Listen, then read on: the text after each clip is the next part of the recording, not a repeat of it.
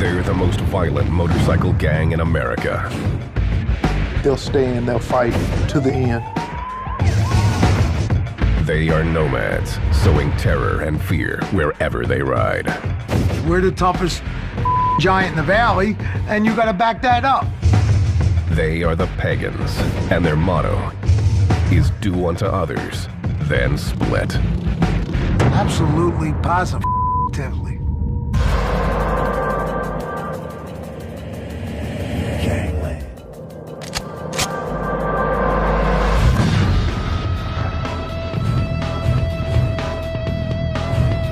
Pennsylvania. From its steel mills to its sports teams. This is blue-collar country, where people have been molded by harsh city streets and a Puritan work ethic. Its largest city, Philadelphia, has always identified itself with tough working-class heroes, like favorite son, Rocky Balboa. Philadelphia has a reputation of being a tough town. You know, their fans are tough. They like to see their sports teams win, and when they don't, they're not happy. The city of brotherly love can be anything but. The criminal underbelly of Philly has always been evident. Jimmy D, who's ridden these streets as a pagan, knows it well.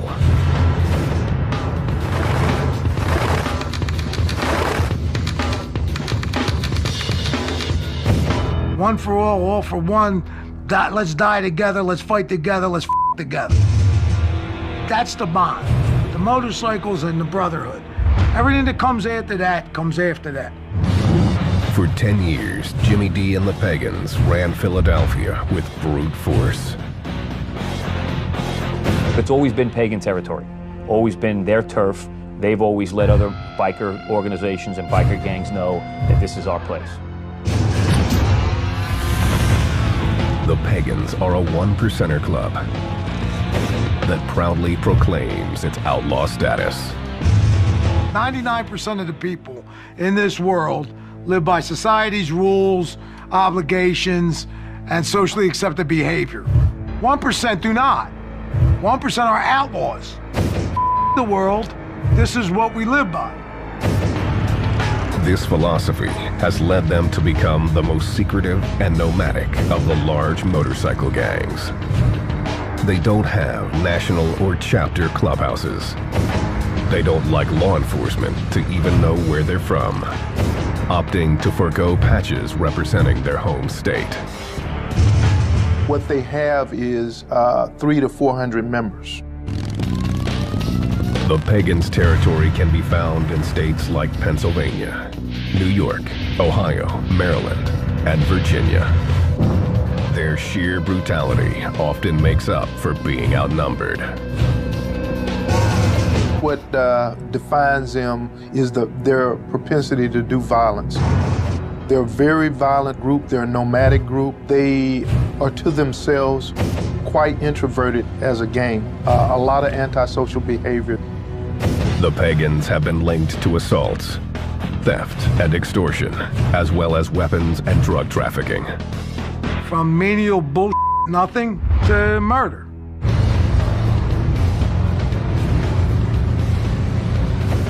Jimmy D is proud of his life as a one-percenter.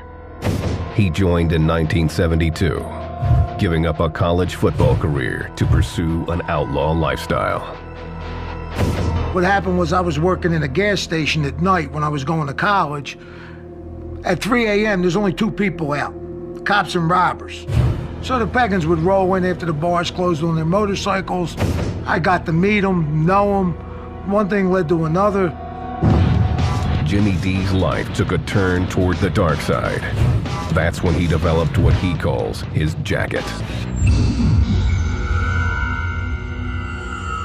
The violence in my jacket is part of being a pagan. Most of that was barroom brawls, inter-club wars, bikers against bikers. All of that is part of being a pagan. That's everyday life. Bottom line is, you don't take crap from anybody. Denny asked to have his identity concealed.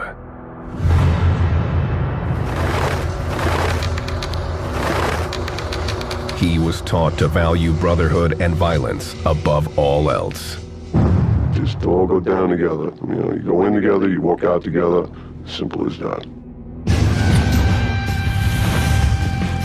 Denny got to know the Pagans in New York. You wanted to ride on Long Island and wear a patch, you were pagan. That was it.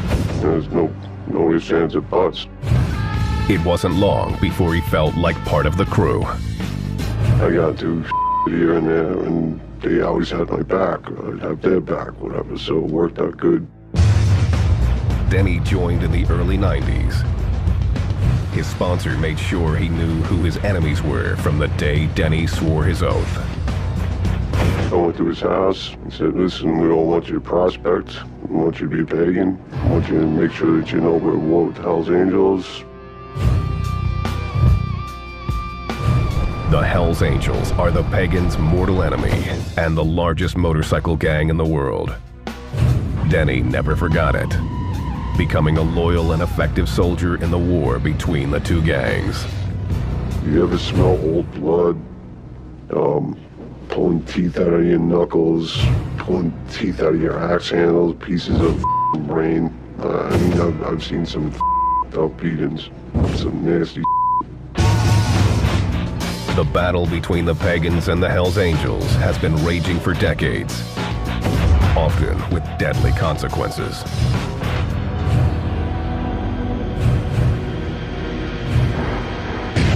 February 23rd, 2002, Plainview, New York. The Pagans gathered at a bar called Diamonds. Many had traveled from out of state, including the crew from Philly. Dave Henenlotter, a Nassau County detective, was there that day. You had guys from all over the regions coming. Some of them didn't even know why they were coming up. They were told, hey, we're going on a run, you gotta go to Long Island. A run is a trip the gang takes together. This run was a mandatory, meaning the gang didn't have a choice. Mandatory is someplace you're going, whether you want to or not, whether your wife's having a baby, whatever's going on, you're going.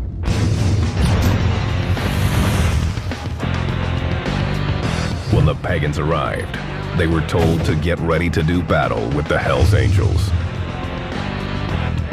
Their enemies were holding a tattoo and motorcycle convention called the Hellraisers Ball at a nearby convention center.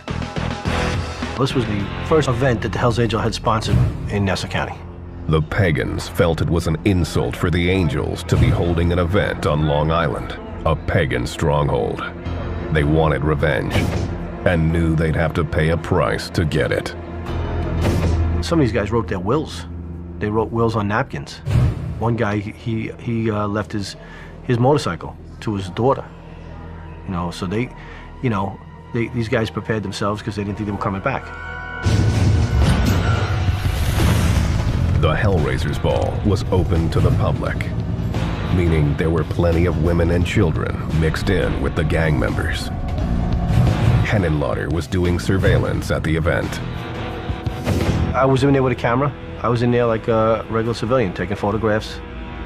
This man, Detective Smith, asked to have his identity concealed. He was working undercover with the New York State Police at the event. There were more than 300 people, and outside there were several hundred or more. Everything was real calm. There was no problem until Pagans showed up, and all hell broke loose. Henenlotter was outside in the parking lot when the altercation started. When the Pagans came up, they parked their cars along here, and they got out and they walked up here. The Pagans knew it was on because they all came out with clubs. You see them walking in with their axe handles. Detective Smith saw the first pagan come through the door.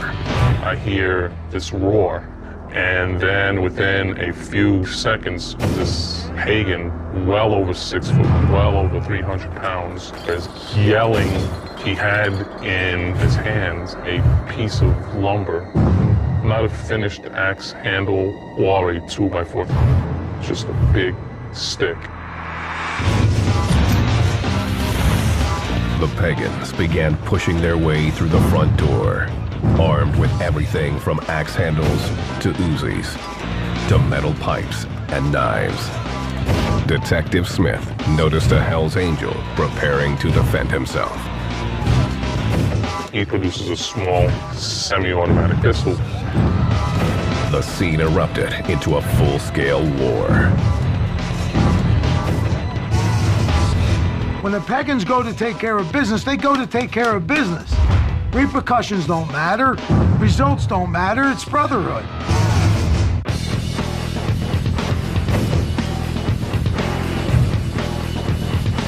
The Pagans pride themselves in being the most violent motorcycle gang in the U.S.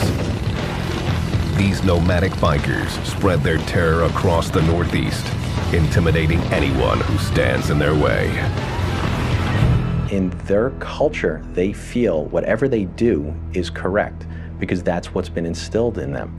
If they kill someone, they're killing someone because they felt it was appropriate, because that person had done something against the organization, something against the club. As far as citizens go, you're above them. As far as guys in other clubs go, you're above them. The Pagans' secret code demands that members must be willing to die for each other. No questions asked. If you don't give a then you're the right man for the job. This combination of brute force and brotherhood has defined the Pagans from the gang's inception.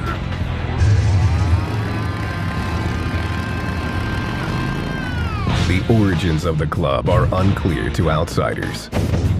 Some say it started in 1959 in Maryland and claim it was geared to racing motorcycles. The focus didn't last. When we talk about outlaw motorcycle groups, we say gang.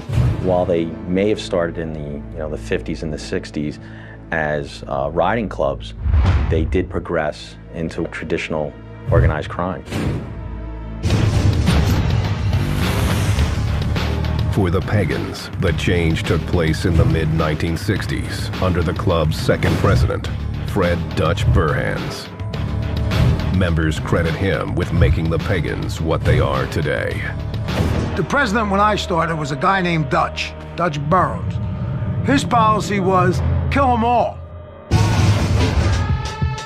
Dutch expanded the club, founding a half-dozen chapters in Virginia and Maryland.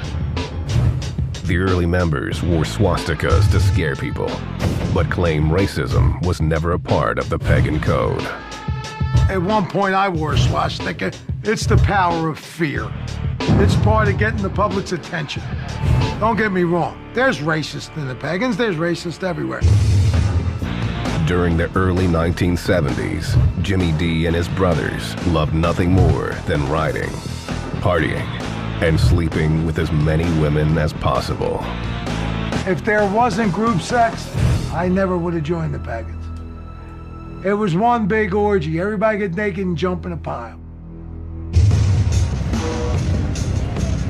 The Pagans, led by Dutch, expanded north into Pennsylvania and forged an alliance with another outlaw biker gang known for violence, the Sons of Satan.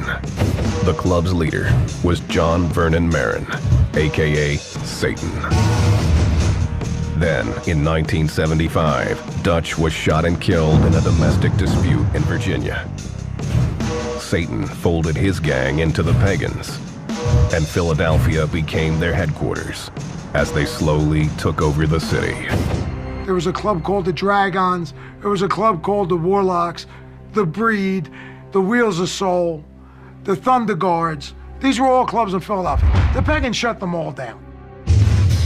The Pagans' violent nature took root, and they became known for their quick tempers. You'd be in a bar and one of your boys will get into some shit and you don't know what it's about, you're that, and you take care of it. To finance their way of life, the gang got into the drug trade, focusing on methamphetamine. The Pagans control the meth in Philly, always have, always will. Jimmy D knew meth was the key to the gang's continued growth, as evidenced by this surveillance photo, taken of him dealing just 2 weeks after his initiation. Meth is the key drug of most motorcycle gangs, most bikers. It keeps you up, makes you party longer, makes you ride longer. The gang revered those running the drug trade, but the true power lay with the man behind the scenes. The pagans all worshiped them, looked up to them. What they said went. But the guy behind them was the cooker. The guy who made the meth called all the shots. The Pagans cooker was an outsider who they called a citizen. Before me, the club dealt with citizens, non-club members. They were the ones making the meth, actually mob guys. I learned off of a guy named Rock and Roll. He was a meth cooker. He was hooked up with the mob. He was at the time the best. Jimmy D knew it was time to make his move. I saw where I wanted to go. I just started climbing. I went up to be from a nickel and dime dealer to an ounce dealer to a half a pound dealer to a pound dealer to a cooker. In 1979, Jimmy D became the Pagans' Philly cooker. We made Pagan purple. All the meth I cooked was purple. The purple is meth at its purest. To optimize profit, the Pagans' board of directors, known as the Mother Club, cut the drug before selling it on the streets. I cooked the meth, Mother Club got the pure meth. Then Mother Club would cut the drugs as they felt and distribute it through their presidents, which went through the rest of the chapters and on down the line. It went from purple to dark pink to light pink to pure white, because cut is white. And every time you cut it, it got lighter and lighter and lighter. The Pagans' secretive ways meant that only Jimmy D, the cooker, knew just how pure the drug was and what it was cut with. Mannitol, it's a baby laxative. And the best part is, people used to do a line, snort a line of meth and have to go to the bathroom. And when they went to the bathroom, they would come out and go, man, that's good stuff, I had to go to the bathroom. Little did they know it was because they were doing baby laxative. The Pagans cornered the meth trade in Philly. It fueled the gang's growth up and down the East Coast. Due to the gang's oath of secrecy, it's difficult to put exact numbers on the Pagans' size. At the height of their power, the Pagans had 900 members and 44 chapters spread from Pennsylvania to South Carolina, making it the nation's fourth largest motorcycle club. With the size came inevitable conflict with other big outlaw clubs, especially their arch rival, the Hells Angels. The Hells Angels are, the Mercedes of the outlaw biker world. The Hells Angels is probably the top outlaw motorcycle gang in the United States. It's one of the largest, if not the largest, and the Pagans being one of the strongest. But in terms of structure and the criminality that they do, they're pretty much equal there. The Hells Angels were used to getting their way, but found the Pagans could care less. No matter how outnumbered the gang was, they would always throw down. If there's Hells Angels and Pagans, they're gonna fight. If it's just Pagans and Pagans, sooner or later, one of these two guys are gonna end up getting into a fight with each other. So we just like to fight. The Pagans didn't stop at taking on other motorcycle gangs. In 1981, the biggest gang in America, the Italian Mafia, demanded a piece of the Pagans' drug trade. Nicky Scarfo was the boss of the Philadelphia mob. At some point, he decided that we were going to pay a street tax to the mob to be allowed to deal drugs in Philadelphia. He lost his mind when he thought that he could shake down the Pagan Motorcycle Club for street tax. The mob was tired of the Pagans' refusals and tried to pressure the gang by kidnapping a drug supplier. Jimmy D responded swiftly. I then got my crew together from my chapter, went down and started kidnapping their people. On February 26, 1981, Jimmy D kidnapped two made men. In a show of power, he forced them to drive through downtown Philly. We get to Broad and Walnut. The driver, I got a 45 to the back of his head, looks across the street, and there's 4 or 5 cops having coffee. He says to me, if you're gonna shoot me, you're gonna shoot me now. Pulls up on the sidewalk with the cops, thinking they were gonna protect him. Got out of the car and started running. Jimmy D was not impressed and showed no mercy. I got out of the car and shot him in front of the cops. The mobster lived to tell the tale, and Jimmy D was arrested. But his stint in jail would be short-lived. Philadelphia was very corrupt. We had a lot of people on the payroll. I wind out getting out of jail on $750 bail for a shooting in Center City downtown. His payoffs of the Philly PD meant it would be a year and a half before the case ever went to trial. The club's war with the mob would continue, but according to Jimmy D, the Pagans never paid tax while he ran the gang. We're the toughest giant in the valley, and you gotta back that up. The Pagans motorcycle gang has built a criminal brotherhood based on violence and drug dealing. They've stayed secretive and exclusive, maintaining their hold over their territory with their own set of laws. Pagans live by pagan rules. Don't want to be judged by law enforcement. Don't want to answer to society's laws. Pagans answer to their own code. This code is included in the Pagan Constitution, which governs membership requirements, the roles of women, and even the type of bike members can own. It's got to be a Harley Davidson, and it's got to be 900 cc's or more. That's in the rule book. That's what it's got to be. This is an outlaw motorcycle club with more rules than the Constitution. In order to wear the Pagans' name, members are expected to follow these rules. But Jimmy D says there's only one that really matters.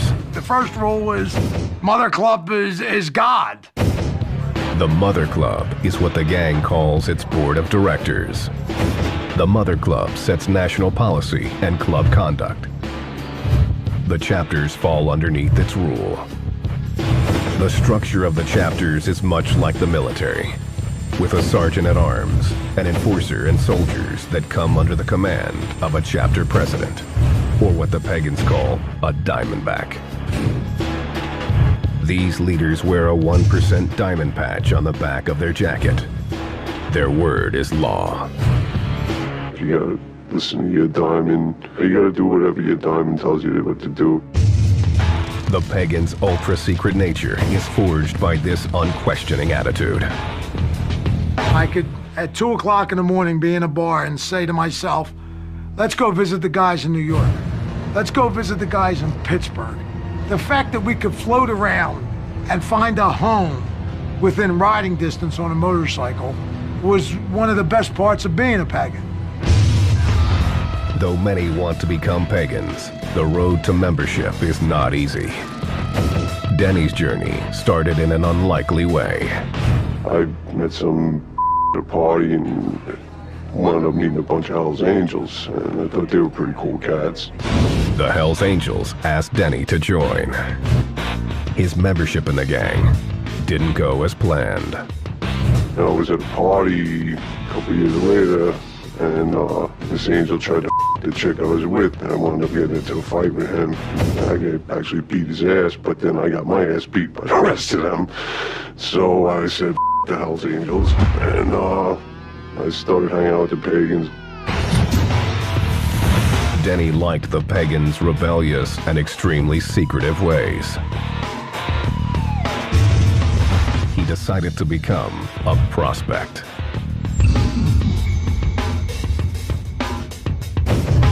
It's a role that gave him many responsibilities with few rights. Any pagan can tell you what to do, but you got boundaries. You won't take a bike, won't with your old lady, won't with your house. Denny quickly moved from prospect to full member, eventually becoming a gang enforcer. some guy messed with somebody's old lady or whatever. And they called me and said, listen, can you handle this for me? Yeah, I got no problem with that. He often didn't know the details. All he needed was a name. I walked into this bar, I saw the guy, walked over, picked up a pool ball, and I bashed his skull in, and threw him out the back door, got on my bike, and I left. When recruiting, the Pagans look hard for toughness, loyalty, and a do-or-die attitude that means everything to them. Back then I could handle my liquor. I take care of business, I don't around, I won't take from anybody. I'm not an asshole, you know. The Pagans' code means they also prize men who can keep their mouths shut. The gang has developed its own language to help members avoid the law. Argo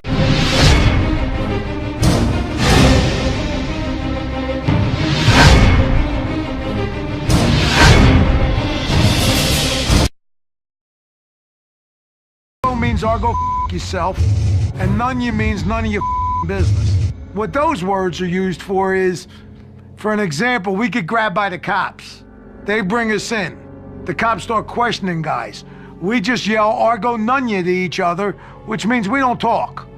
The answer to every question is Argo Nunya. Argo yourself, none of your business. It's a code between each other.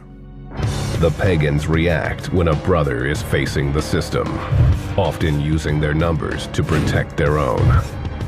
What you'll see inside the courtroom is 10 or 15 guys from the organization staring down the jury, staring down the witnesses, trying to intimidate the judge, trying to intimidate the prosecutor to make this case disappear.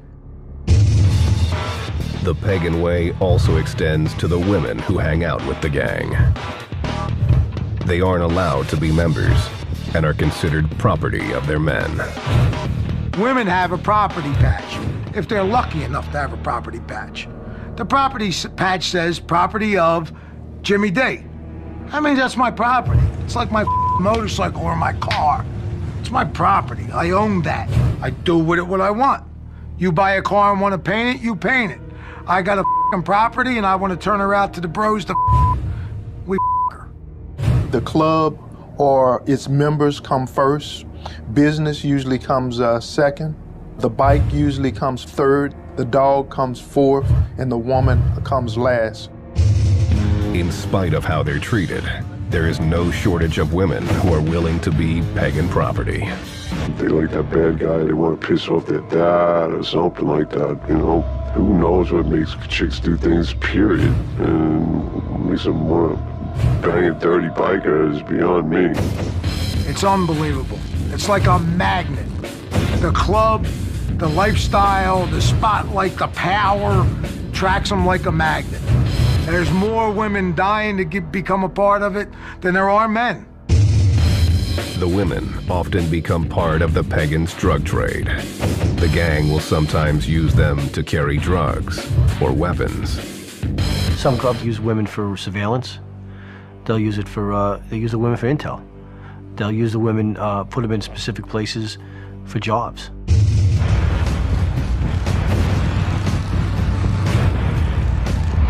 The Pagans take extreme pride in their club colors. That jacket means more to them than their family does. You get on your bike when you got your colors on you with 30 or 40 guys. Everybody's riding two abreast, and cars are getting out of your way, and there's nothing stopping you. It's like having an extension of your, you know. Their logo is on the center patch of their jackets. The Hells Angels have that death's head that is a made-up character. The Outlaws have Charlie, who has crossed pistons and a skull. It's made-up cartoon figures. The Warlocks have Harpy, who's got a and it's half a man, half a guy. They don't know what it is. The Pagan center patch is Zutar. It's a fire god sitting on the sun with flames around it. Sutar, he kicked the out of all the other gods. He runs hell. He's the man, Sutar. He squatted down real low like that to make all the other gods think he was a little guy. And he jumped up with that big fire stick, which is kind of like an axe handle, bashed all their brains in, and now he rules hell. The Norse myth of Zutar also inspired the gang's favorite weapon, the axe handle. Axe handle was definitely the weapon of choice. Sledgehammer handle works good too. The only thing they don't do is shoot bullets. Pagans are willing to bash heads with no provocation. But the quickest way to earn a beating is by showing contempt for pagan colors. Your colors are the most important thing on the planet to you. No matter what, they have to be protected.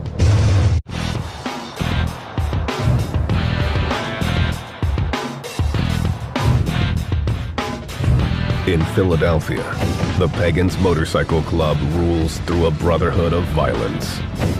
Living pagan and dying pagan. Frank had been the biggest in the world and started a fight over nothing. But it don't matter. You stick with your brothers no matter what. You know, that's how it is. The Pagans intentionally have stayed exclusive. They believe it gives them an advantage over larger clubs. When I was a pagan, I knew every pagan. So if you get a phone call that that pagan has a problem 1,000 miles away, it's easy to go to his aid. The Hells Angels get a phone call from a Hells Angel in California, and I'm from New York, and his name is Dog. I don't know him. I don't know if I'm so quick to go help him. This close-knit brotherhood isn't perfect, and blood isn't always thicker than cash. Jimmy D found that out the hard way. Pagans woke me up. Business is business. Money is money. Brotherhood is a hoax. In 1982, Jimmy was in prison after shooting a mobster in front of the cops when he was told 3 pagans were conspiring with the mob to kill him and take over his drug business. For $10,000, those 3 guys sold me out and gave the mob the green light to kill me with no repercussions. I was a team member. I was the most pagan in the world. It was all that mattered to me. To find out that my bros, my people, gave me the up to be killed by them suckers was more than I could deal with. Jimmy D made a decision. He turned on the men who had already turned on him, providing federal authorities with damaging details about the gang. I rolled over on every pagan. If they didn't give me up, I'd still be a pagan today. I would have went to prison and kept my mouth shut and came back out in good standing.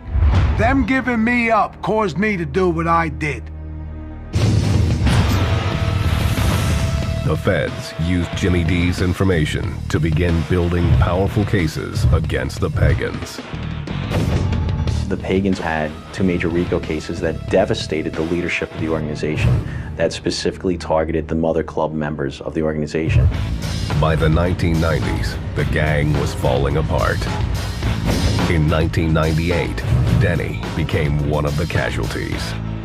All of a sudden one day at 6 o'clock in the morning, you got about 100 feds and ATF guys banging on your door with all putting laser sights on your face. No one's going for the leg shot. Everyone wants that head shot. So kind of throws a turd in a punch bowl. Danny's pagan brothers had turned state's evidence. He was sentenced to more than 10 years in prison for conspiracy. You know, he's supposed to be all these big badass brothers and all this. By the time we got to the courthouse, all your bros, they went for themselves. Everyone saved themselves. While the pagans were crumbling, their biggest rival, the Hells Angels, were moving in on their turf. By 2000, the Angels had established footholds in New Jersey and New York. When they tried to move into Philly, the pagans knew they had to make a stand. It laid the groundwork for one of the biggest gangland battles in history.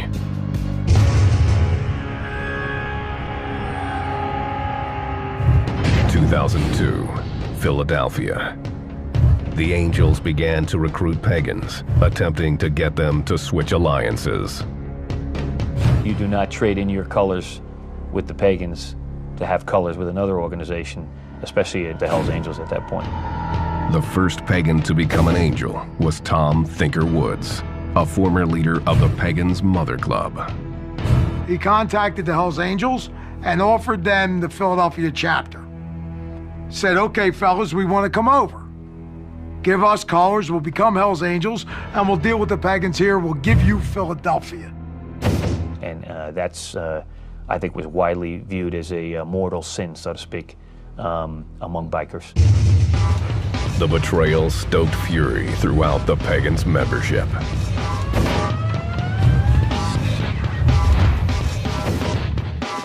In February 2002, the Hells Angels sponsored the Hellraisers Ball on Long Island. The Pagans believed that the traders from Philly would be there.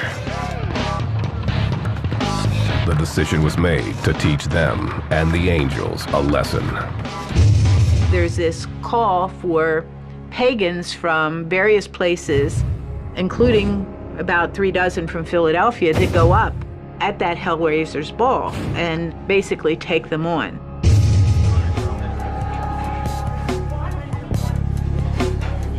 The pagans assembled, wrote their wills, then stormed the public event. You know, 1 or 2 guys, 3 guys got in, and the fight starts, and then more guys came in. It bottlenecked. They couldn't go anywhere because there's no way to get around. The revolving door at the entrance was the pagans' downfall. Only a few members made it inside, and the Angels opened fire immediately. As much as they seemed like a barbaric horde, they were effectively shut down right there. One pagan was shot dead on the spot. This undercover agent was standing right behind the Hells Angels shooter. Outnumbered, he had little choice about what to do. If I would have drawn down on this shooter, I'm sure that every weapon in that place would have been turned at me. Over 500 assorted weapons were found in the venue. They didn't care that civilians were around. The pagans had come in with brute force and no escape plan. Most were caught by police in the parking lot. Some escaped, but were caught on nearby streets wearing their colors. In total, 73 pagans were arrested. 2 Hells Angels, including the shooter, Raymond Dwyer, were also taken into custody. Dwyer was charged with second-degree murder, a charge that was dropped in a plea deal. He ended up serving a year in jail on a related weapons possession charge. The pagans still claimed victory. They showed up, went to Long Island, and thrilled them. Kicked the Hells Angels' ass in their own territory. 73 pagans went to prison. No one talked. Everybody did their time. They went there for club business, and they all came home. They made it crystal clear they will go anywhere, anytime, and take care of business. The war was far from over, and the Hells Angels were hell-bent on revenge. In March 2002, a pagan-owned tattoo parlor was firebombed in South Philly. Police suspected it was a retaliation attempt by the Angels.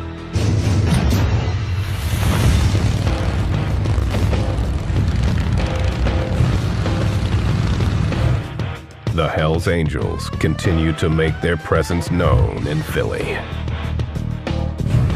There were a lot of rumors that they were opening a clubhouse, and then bam, it was there. They had a few parties and things like that. The pagans took it as the ultimate disrespect. Well, the pagans did exactly what the pagans were supposed to do. Start shooting them, killing them. Philadelphia. The city had been the domain of the pagans for decades. But the Hells Angels were moving in on their turf, and the war between the gangs intensified.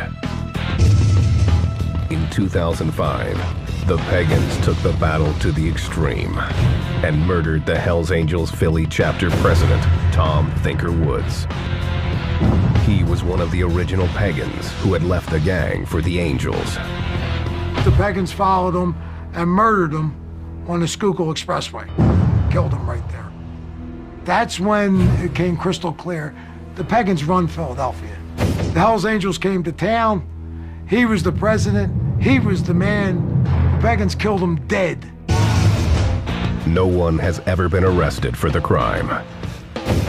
The brazen murder was enough to cause the Hells Angels to concede Philly to the Pagans. The word in the intelligence community was that guys were getting concerned about the level of violence, the amount of heat and trouble that came with it. Wasn't worth it.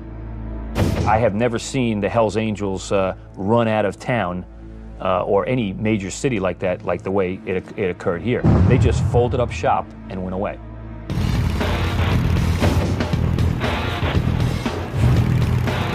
The Pagans have remained unchanged for most of their existence. Violence continues to be their trademark. Just seeing some horrible beatings. You see somebody get hit in the head multiple times with axe handles, and they just never gonna look the same. Unlike the Angels, the Pagans never went for size. Their secret nature keeps them underneath the radar of law enforcement. Today, the Pagans are rebuilding, trying to recruit new members to replace those lost in the battle with the Angels. The Pagans have, over the last 10 years, been in trouble. Other organizations are banging on the door of the Pagans to be as dominant. The Mongols, the Warlocks. I don't see them relinquishing that, not to other rival gangs no time soon. They'll stay and they'll fight to the end. I don't see them turning tail and running. The Pagans have also tried to clean up their image. Jimmy D says it's a cynical ploy. Now, they want to do good. They want to go ride in the front of the pack and go do Toys for Tots at Children's Hospital. What a bunch of bull. We're 1%ers. We're outside the law. We're not do-gooders. A great deal of my friends are either in prison for life or dead, building the name of the Pagans being bad guys. If the Pagans stay secretive, Jimmy D sees plenty of opportunity to build up business and recruit new members, especially while authorities are occupied with more pressing concerns. The government is spending so much money on Homeland Security. After 9/11, they've given the motorcycle groups a green light. Now's the time to do it. All the money's donated to 9/11 and Homeland Security, and the fellas are running wild. If this took place during my era, I'd be a multi-gazillionaire. Jimmy D was put on the gang's hit list and says he's done with the Pagans. I washed my hands with the club. I couldn't even look at them when they did that to me. Denny also felt betrayed by the club. I got home from jail and stayed away from the law. It says that I'm not allowed to have contact with anybody for the rest of whatever, so I'll stick with that. So it's by my own choice, you know, I just walked away. He says the way it ended still bothers him. You know, you build up this thing that's what it is, and then a couple of rats gnaw the balls off it, and it's gonna kill you. You know, it's gotta screw with your mind somehow. Those who remain Pagans will always live by their own code, no matter what. They will always be bad, they will always be insane, and they'll go to extreme limits to do what they want to do. Bad Pagans, they're dinosaurs, but they're tough dinosaurs.